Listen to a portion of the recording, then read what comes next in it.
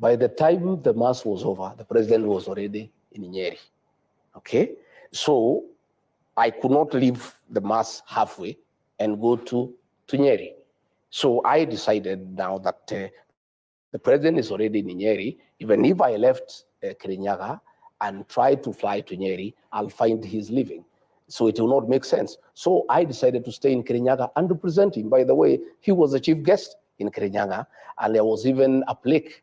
So I sat through, and even the presidential dais was there. I sat there through, you know. But I think some people, some mischievous people in Nyeri who works around the president, put an empty chair, knowing very well I'm in another function, and took photographs just for mischief.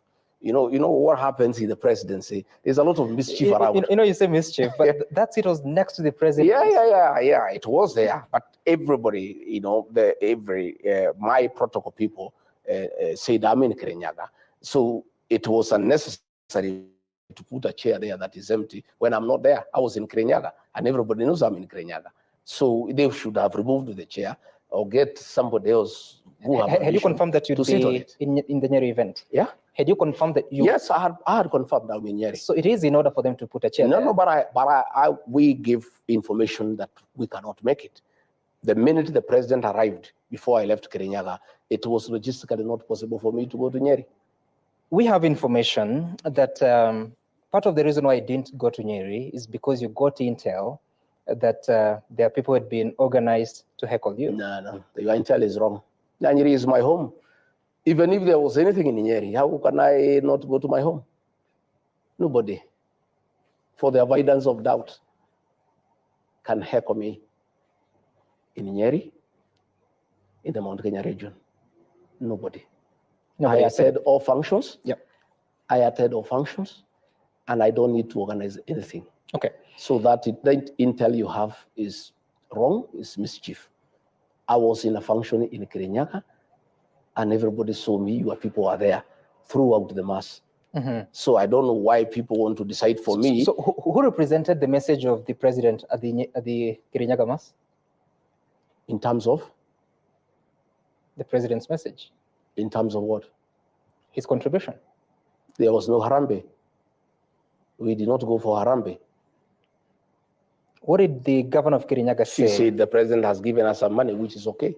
There's no problem. Don't you think you should be the person to deliver such a message? Well, that's the decision of the president. I cannot decide for the president what he wants to do with his money. That is his money. I have no right to ask the president to give me his money to take where he wants to take it. If the president was to send Anwar Igoro to a meeting where I am with his money and not send me, that is his decision, and we must respect it. Does that show a good working relationship between the president and the I don't know. I don't read much out of it. You don't? Because I was not going for Harambe. I had not talked to the president, so he did not send me. I just went for mass and I was there to receive him. But if he has decided to send somebody else with his money for a function in my presence, that's a decision the president makes. Okay. It used to happen all the time during the time of Uhuru Kenyatta. All the time that was happening, William Ruto as deputy president would be there. Somebody else would turn up with condolences and read when he's there. You know, I think these things. And there was a problem that time. If I don't know whether President William Ruto had a problem with it, I don't have a problem. He made it clear that there was a problem. If he had a problem with it, you actually spoke about it yourself. I don't have a problem with it myself. You don't have a problem with it. Okay, but you've also been missing in several functions, including even receiving the president as he came back from Germany. You have always gone to the airport to receive him. This time around, we didn't see you. We saw the Interior Cabinet Secretary. What has happened, Sam, is that I always align my diary with that of the president all the time. And as long as I am aware of his functions, I align accordingly. So sometimes, if I'm not aware, I'm not able to align because I also have my own program. What does that mean? You were not aware he's coming back? I was not aware of the time. Okay, so what has happened is that I think 2 days, I think about a week ago. Okay. I think about a week ago, we have a diary for the president, where I am there, my private secretary is there, my chief of staff is there, and all his issues are there. So we align. I think about a week ago we were removed from that diary, you know, So we are not able to follow exactly what is going on. So we are not able to align. But when we are informed of what is happening, like yesterday when I was I went to Lamu. Yeah. To for the funeral of the deputy Deputy governor governor. of Lamu, Yep. who is a good friend of mine, and I am also in charge of intergovernmental. All right, all right, all right. Okay. Enough of that crap. Ladies and gentlemen, brothers and sisters, friends, enemies and comrades, I hope you're doing well. This is Kenyan Revolutionary coming to you for this Friday. Politics, all matters politics, or should I say politics in Kenya? Karibu Gypsy, I see you. You're saying very cunning Gachagua looks a bit like Moi, but a story for another day. Yeah, there's rumors that he's actually the son of Moi, one that Moi had and nobody knew about, the secret son of Moi. There's rumors about that.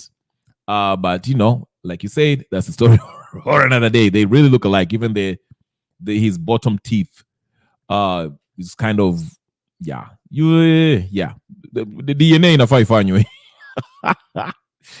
But anyway, like I said, I'm not a huge fan of this whole Gachagua versus Ruto saga. I think it's fabricated.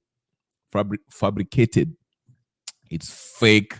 I mean, where did this come from? Like all of us having these guys at Lewani, whatever the case, and the whole mimi mtu amount mlima. It's old. I'm tired of it. I'm sick of it. Okay, you like Mount Kenya? Who gives a let me not cuss, but yeah, it's just tired. I'm sorry, but anyway, to more concerning, pressing issues that is affecting our country. The one that was a really bizarre case was Mr. Is it Masengeli, whatever his name is? Masengeli, we'll get to that. I can see you're dressed up for the occasion. Are you going to preside the do? Huh? Gypsy, help me. Bado sielewi. Can you help me, tafadhali? Yeah, like I was, while we wait for Gypsy to kind of elucidate on what he's talking about. Gachagua is also a game player. Yes, he is. Yeah. Earlier today, there was this whole story case regarding Masengeli. Very bizarre to say the least. As you guys remember, for those of you who've been living under, Kip and Tuni. Is it Tuni or Tunei? Let me just say, I'm calling it Tuni. Kip and Tuni are supposed to be meeting me here today. I'll be waiting.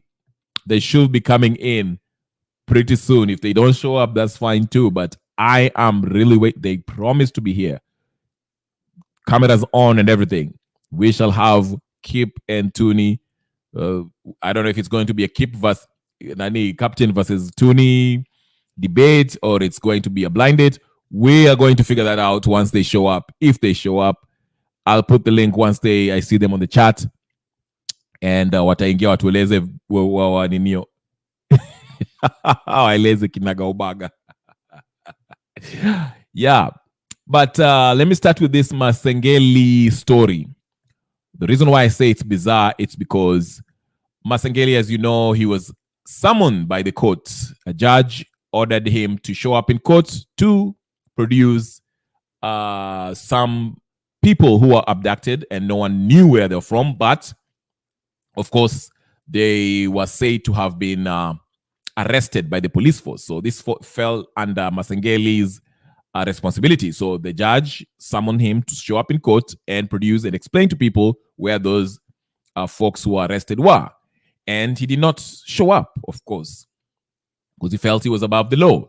Now, he did, instead of showing up in court, he acted, defiantly, ordered the judge who actually, ordered him to show up in court, he withdrew his security, which was another bizarre decision by this guy. I mean, the hubris.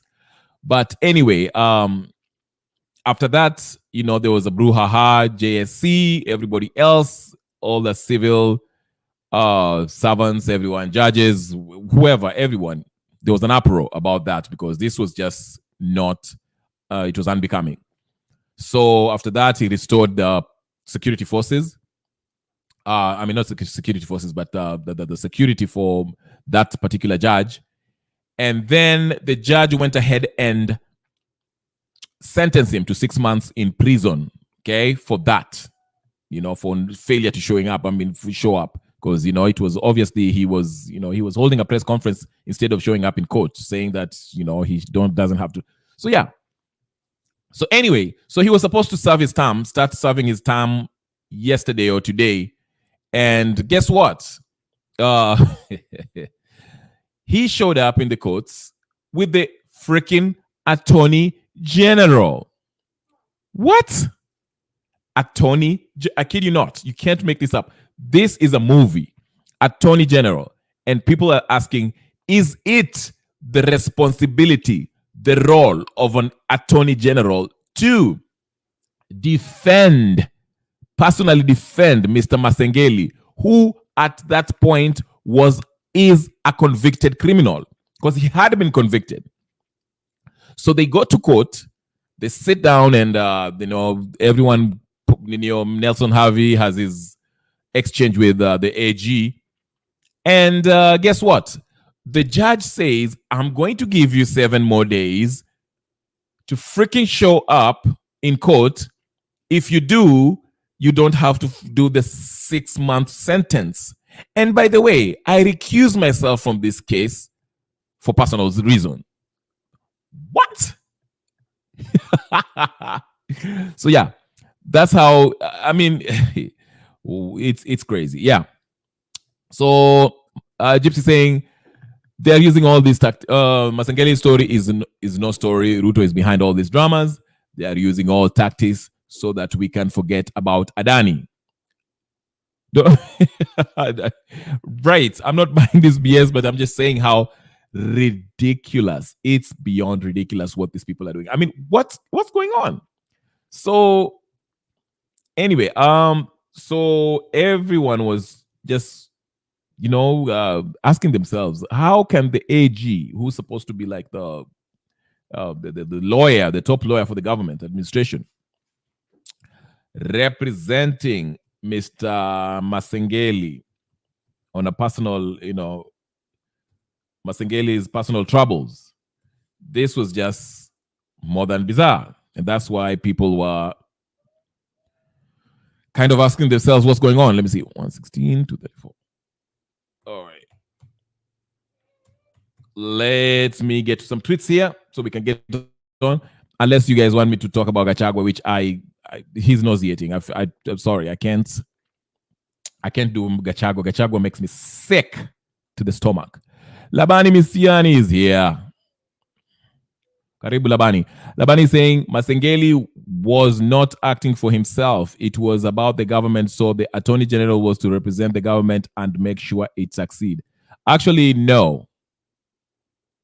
No. That's wrong. Hey, good afternoon, Clean Black Sneakers. Thank you for joining. Thank you for joining. The Attorney General, listen, Mr. What's his name? Masengeli. Masengeli broke the law as an individual. Because remember, he represented that office that was responsible to explain to the courts where those young men who were arrested were. He failed to do so. His position, he is the person who is supposed to be answerable to those questions. And he personally, as an individual, refused to show up to court. At that moment that he decides not to show up in court, it is him as an individual. He's not representing the government anymore. It is him as an individual who refused to show up to court. So it is a personal issue. Attorney General does represent the government. We shall get to that. Let me go to this tweet so you can explain it further for Laban Misiani so you can get a clear view why it was bizarre for an AG to come and represent this deputy inspector general. That was just wrong in so many levels, okay? This is just, it's actually ridiculous. It's not even just wrong, it's ridiculous. Masengeli story are those dramas which don't make red carpet. So, yeah, here. Let me go here to this tweet. I think Meguna addressed it. Let me just read it for those of you who may let it benefit Kenyans. Let's just learn something out of it very quickly before I go to other issues. Today we are freestyling our way to everything and everything. Okay, everything is everything. As you can see, I hope you guys can see on your screens there. Clear as day or light. Okay, here it is. I want to start with this one right here. Boom.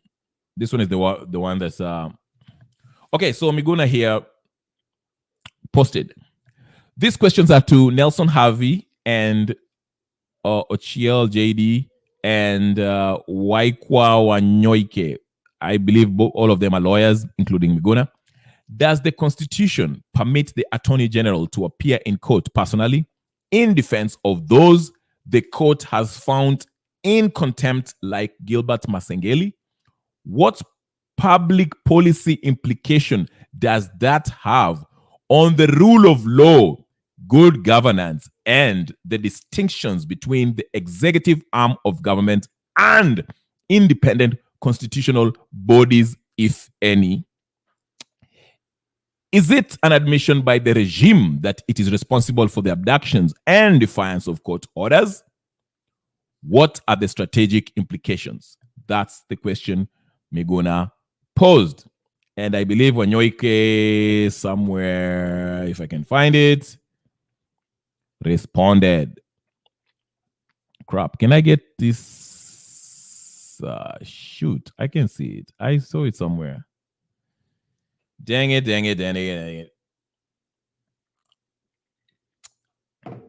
it is.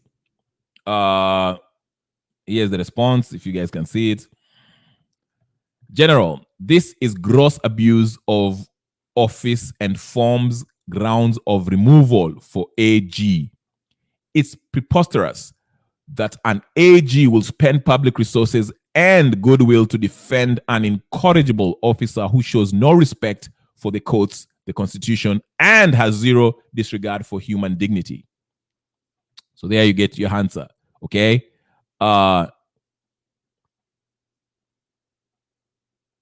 What? Talk about what? Talk about Miguna laying bare about Conman Morara. In quotes, did he? I haven't seen any. Let me see. Let's go about that. Yeah. Let's see. Let's see if you can find Mr. What's his face? Did he talk about Morara? Miguna talk about Morara?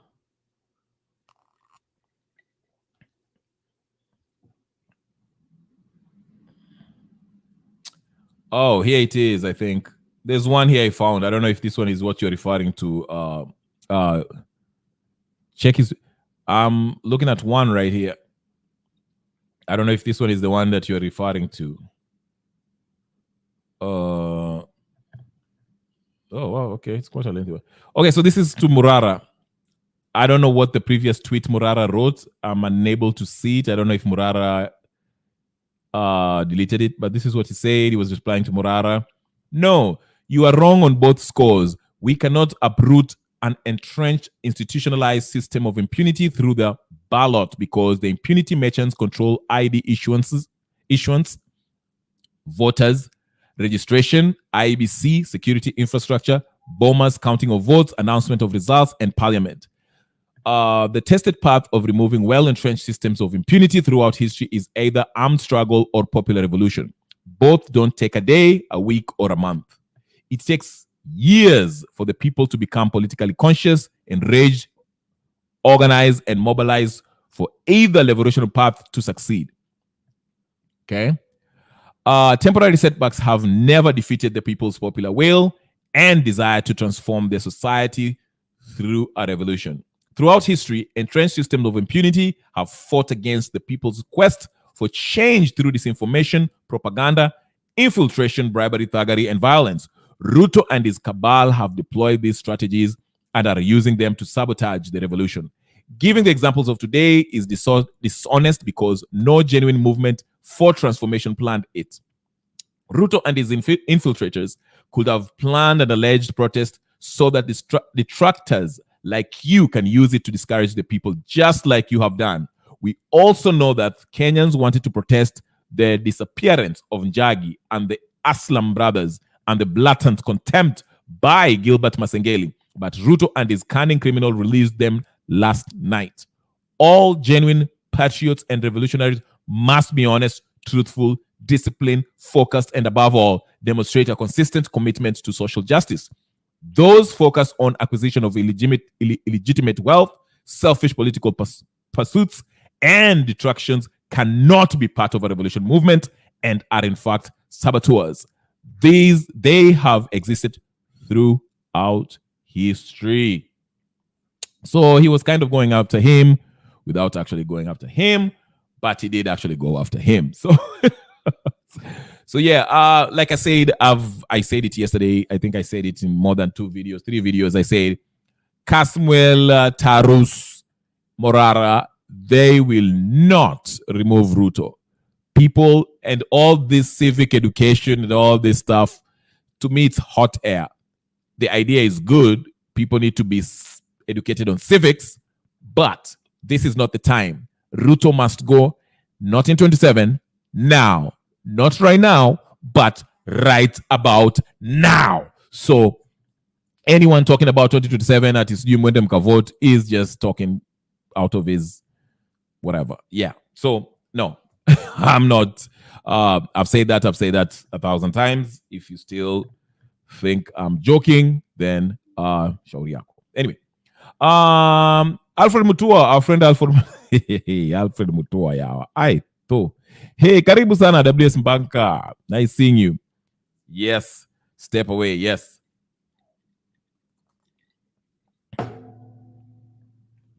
Oh, thank you. What TV is that? Pan-African TV? Is it like a YouTube channel, WS Banker? Please tell me about it so I can go there and watch it. I didn't know about it. I don't know about it. But thank you so much, WS Banker. Shout me out. Yeah, tell the people about the good news here that I'm spreading. I'm the lone person. Let me just be quiet. I don't even know what I was saying. But anyway, John Jenga Karugi, a PhD, I think he's based in Germany. He's always tweeting very nice tweets, very balanced, very, fair.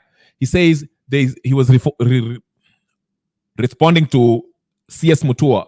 Mutua is telling us that his target is to export 10,000 Kenyan workers every week to go to Saudi Arabia.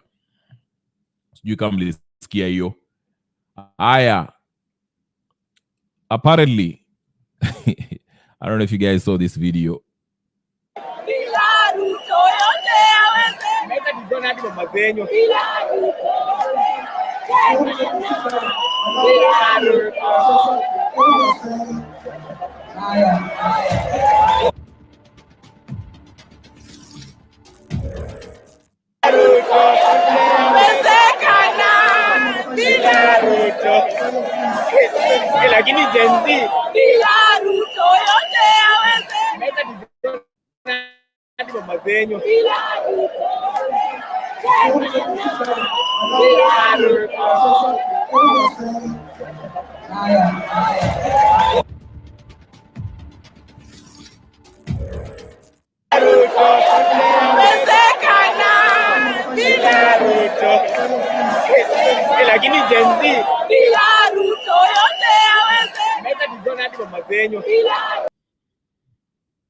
So apparently that was a UDA function. Wow, okay.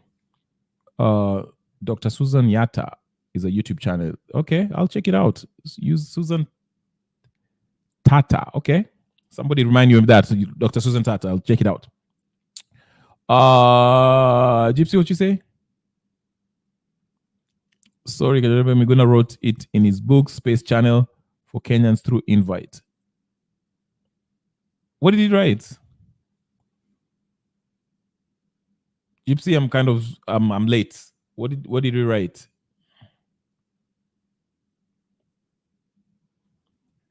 But yeah, so that was a UDA function that I don't know.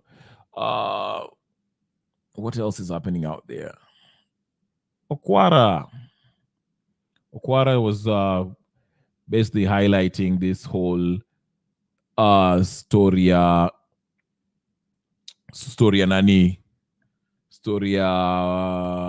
what's her face?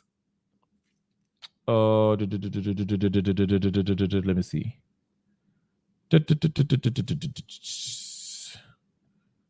The security of the very judge who convicted him. Here is how it unfolded. This week, in the top of command of the Kenya Police, a man convicted by a court of law to serve a jail term of 6 months struck back by withdrawing the security of the very judge who convicted him. Here is how it unfolded. The now convicted, then acting police boss Gilbert Masengeli, the man who failed to honor court summons 7 times, was eventually convicted by Justice Lawrence Mugambi and then sentenced to a 6-month jail term. During the week he was to begin serving his jail term, the same man proceeded to withdraw the security of the very judge who convicted him, claiming he was merely recalling his men for some VIP protection refresher training. How coincidental, though, that the ones protecting Justice Mugambi, who had just convicted Masengeli, needed immediate refresher courses. And also, there was no mention of whether there were others who were reorganized, at least not from the convicted police officer's statement. And with that statement, Mr. Masengeli inked his name in infamy in this country. But you know, we've seen this before. The scenario? Withdraw the security of people who say or do something that makes powerful people in government or authority uncomfortable. Let's go back in time. In 2019, MPs allied to then Deputy President William Ruto had their security withdrawn. Kikuyu Town MP Kimani Ichung'wah confirmed this in an interview here on Citizen TV at the time. He and others, including senators and Governor Waititu, all said they had not received official communication regarding the withdrawal. The police spokesman then said it is part of what he called reorganization of police services personnel. And he also said that it was not targeted at specific individuals. In 2018, the government withdrew the security detail attached to West Pokot Governor John Lonyangapuo. Police County Commander Matthew Kuto confirmed that security officers assigned to the governor's official residence in Kapenguria and his Mukurjit home had been recalled. This was after the governor confronted police officers and freed a boda operator who had been arrested by officers. In 2017, security detail attached to then NASA leaders was withdrawn on the eve of their protests against the IEBC. In 2018, Wiper Party leader moved to court after his security was withdrawn on the eve of the controversial swearing-in of Raila Odinga.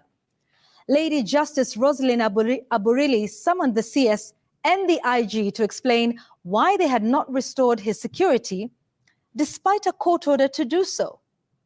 Now, one could go even further into the Moi regime, where the security detail of the then Vice President, Dr. Josphat Karanja, was withdrawn as the ground was being prepared to push him out.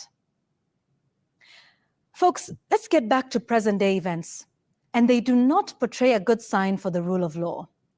We cannot have the heads of 2 important institutions of the justice system seemingly at loggerheads. It does not bode well. If Mr. Masengeli fails to appear before the courts, why should anyone? if Mr. Masengeli is too busy to honor a court summons, why should the police enforce a warrant of arrest against anyone else who may be found in contempt of court? Now, I have been accused in very many quarters of being obsessed with this matter. Yes, I am obsessed. And here is why. When a senior police officer shows utter contempt for the court, what message does that send to those who report to him? And how will they interact with you and I on the streets every day? When the police do not feel obliged to do their work of protecting all Kenyans, including those who have been abducted, we should be very afraid. Let's not forget the reason he was summoned to the courts: to give information of Kenyans who, as of today, have been missing for 1 month. And for those of you who are cheering convicted Deputy IG Masengeli today, what will happen when it is your kin tomorrow who goes missing? Won't you want someone like the courts to stand up for you and ensure the police do the right thing? No one is above the law, not even the convicted Mr. Masengeli. That's my take. Ooh, okay. No one is above the law, not even Mr. Masengeli. Very, very well put.